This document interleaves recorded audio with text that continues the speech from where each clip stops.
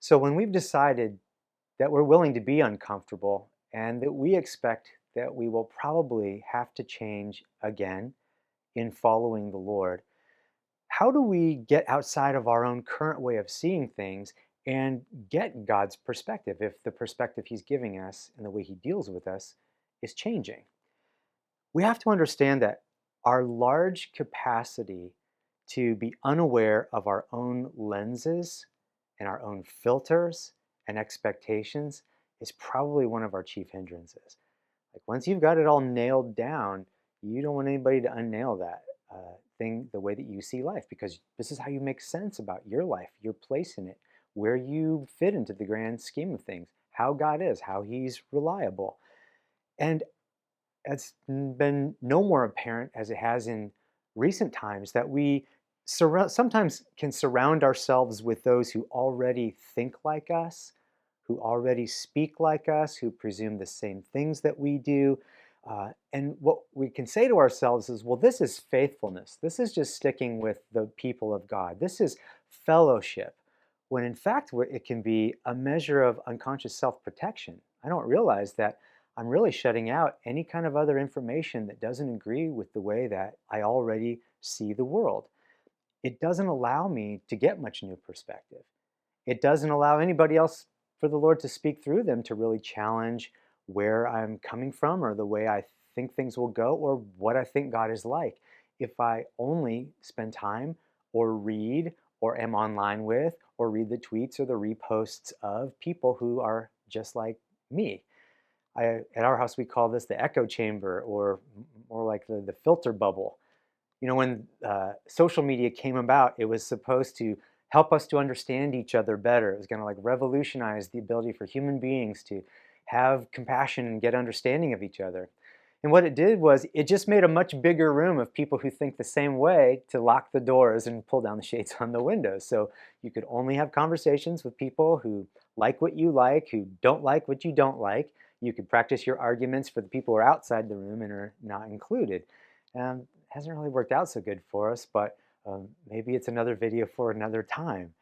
It's the same way, and it can be the same way in our spiritual lives, where I'm just going to, or I'm putting as a sounding board, I'm externally processing with people who already see things the way that I do.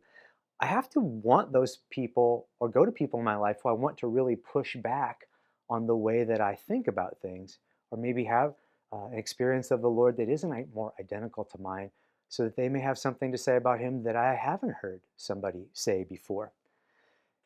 You know, in a community or in a group of us who are pursuing the Lord together in the same way, if those who are leading can't honestly say, God may be about doing things that I don't fully understand and I don't fully like, and I may have to change again, then it's probably the community that's going to suffer from that as well. Meaning, if leaders can't enter into letting God deal with them and in their responsibility with us in a way that He hasn't before or that we don't like, then we're probably going to keep doing what we've always been doing and maybe not get any kind of new understanding or new results. This understanding of my own ability to either kid myself or to have my own filters and my own lenses get in the way of understanding what it is that God is doing. It's especially important in prophetic ministry or in prophetic community and prophetic culture, meaning that we believe God is still speaking, that His hand is upon human beings, and that He, whether through writing or most often through speaking or through sharing messages, that people may be able to help us have an insight to what God is saying, to our time and to our place, or in the practice of what we call personal prophecy and listening to the Lord, listening prayer for each other, and sharing what I feel like God is saying. It's especially important in that kind of culture that values and believes that we can hear from the Lord and that we will. Um, to be very cautious about something that the Bible, in my opinion, calls prophesying through your idol.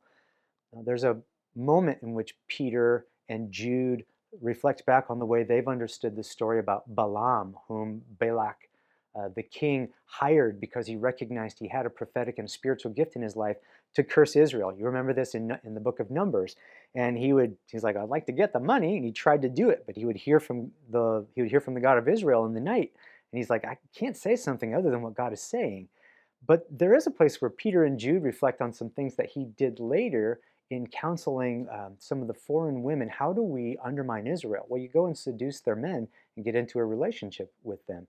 And he was willing to give that counsel, they say, because of the lure of reward for him. Kind of did it for the money, that he was willing to get involved with something he knew was not part of God's will. Now that's a little more overt. I would say more to the point, if you have the chance to take a look uh, in in the book of Ezekiel, the prophet Ezekiel, very turbulent times. In chapter 14, people are coming to the prophet and saying, "Can you tell us what God would say? Can you say something to us to encourage us from the Lord?" And the Lord realizes they do not have a lot of things in their lives together, and yet they're wanting to hear from the Lord. They have a series of priorities that are more important in their lives and in their hearts and in their thinking and in their desires than my righteousness in following me.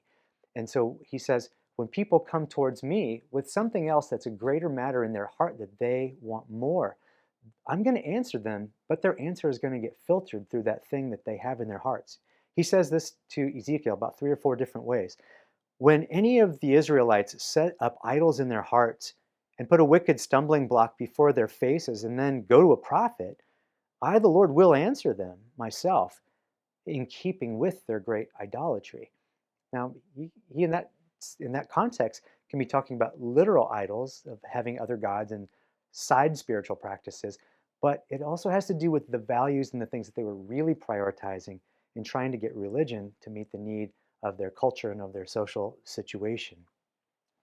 There is a difficulty in uh, overestimating the desires or the expectations of our own hearts. What are the things that I really want out of life?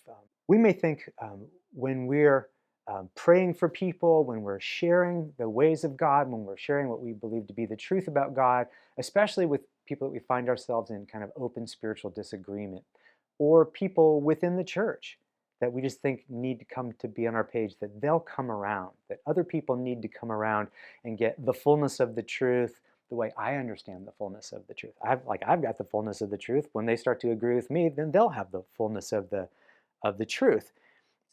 As if it's obvious to us what God thinks about A, B, C, and D. Well, we have the teaching of, and this is my understanding of a teaching. Does that mean that that part is obvious? Well, in some cases, sure, it is. But are God's thoughts about that truth fully my thoughts? Or really what I should ask myself is, are my thoughts about that truth the fullness of God's thoughts? Does it ever occur to me when I'm waiting for other people to come around to see things the way that they should, that I might actually be the other people in the statement that maybe need to come around? And if I don't believe that that's possible about me, that there's not more of what the Lord thinks about the truth that He's revealed that He would let me know about, then it's going to be kind of hard for me to receive a change in my paradigm from anybody. And maybe sometimes that's why the Lord has to turn it upside down or see my expectations go down a shaft. That is not a spiritual law that I'm throwing out into to the internet to you.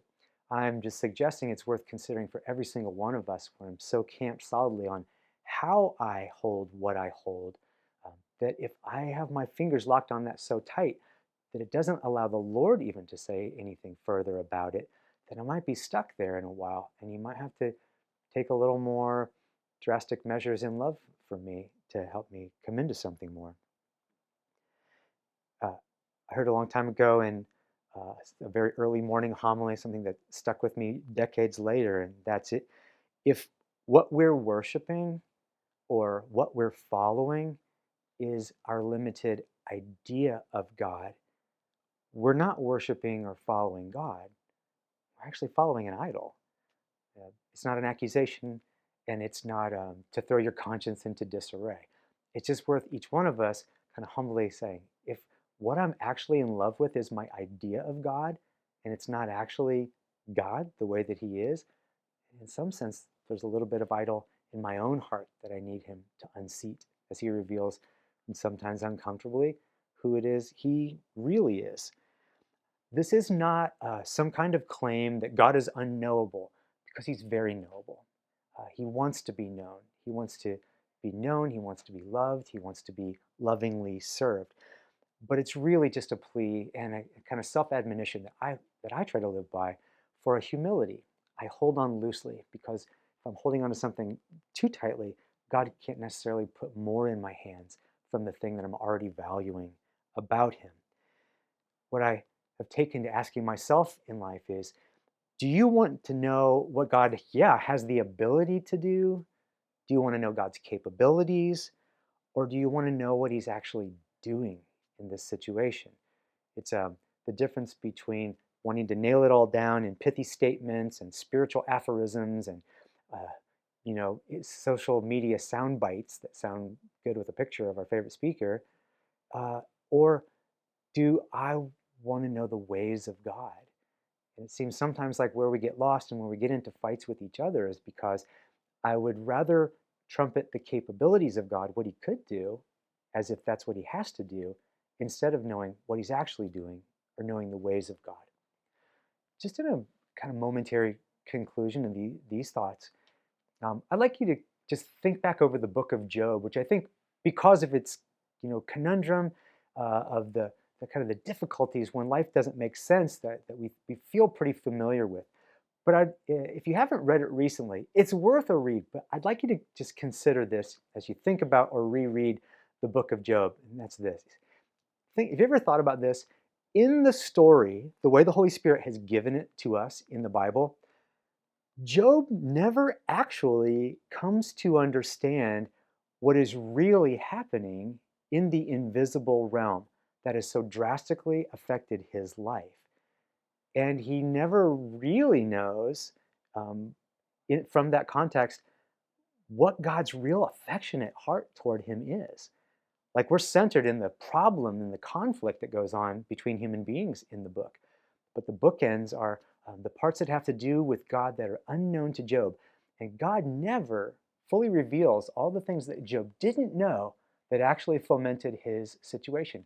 He never gets that answer that he and maybe we would be looking for. And all those chapters in the middle of friends sitting on the dunghill, I mean, in many ways, it seems like we're still doing this sometimes in the church. All those chapters of well-meaning spiritual friends arguing to justify their own theology. Nope, nope, nope. We know. This is how God is, and if this is what's happening to you, then the problem is you. It's not God, because it couldn't be God, because I know about God. Next person's like, you know what? I don't think you were rough enough on him. We know about God. And Job says, it's not true.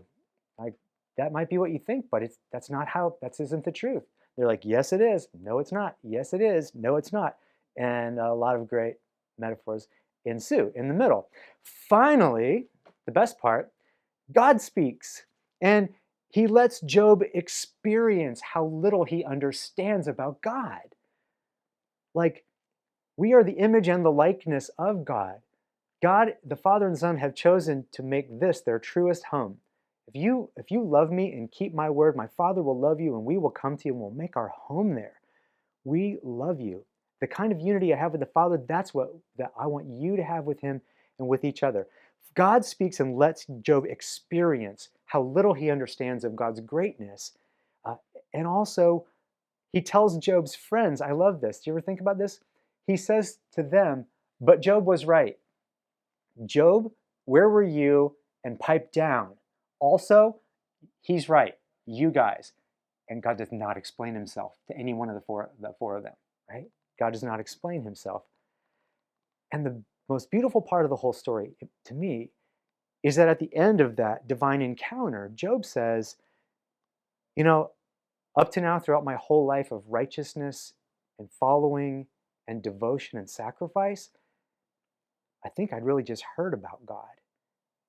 I understood it, but I think that I had just interacted with my idea of God.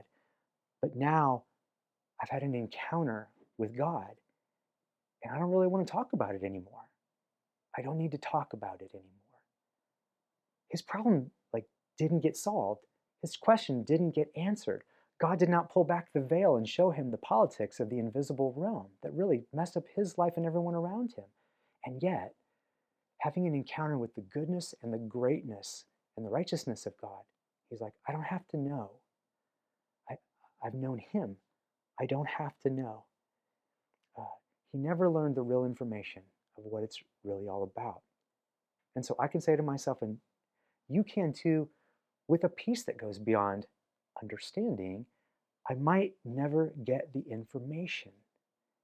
I might never get the information about why friendships went apart, why I lost that child or those children, why we made our fortunes and we lost our fortunes, and we made our fortunes and we lost our fortunes, or um, why bad things happen to good people, or why good things happen to bad people. That's one that really gets us going. Whatever it is, even if it's, why is God not, God used to talk to me every day, and now it's 2 years, 4 months, 3 days, and 7 hours and 6 minutes, and I can't feel like I really heard God. What changed about God? Has the way of the Almighty changed? And the peace of Christ, the peace of God, is somewhat in that answer to Job, is that he's the same yesterday, today, and forever. His heart towards you is unwavering and hasn't changed. But there may be more of him that's being unveiled that if you knew about it, it won't have the same effect in your life, that God is working together for your good because he loves you and you are called according to his purpose.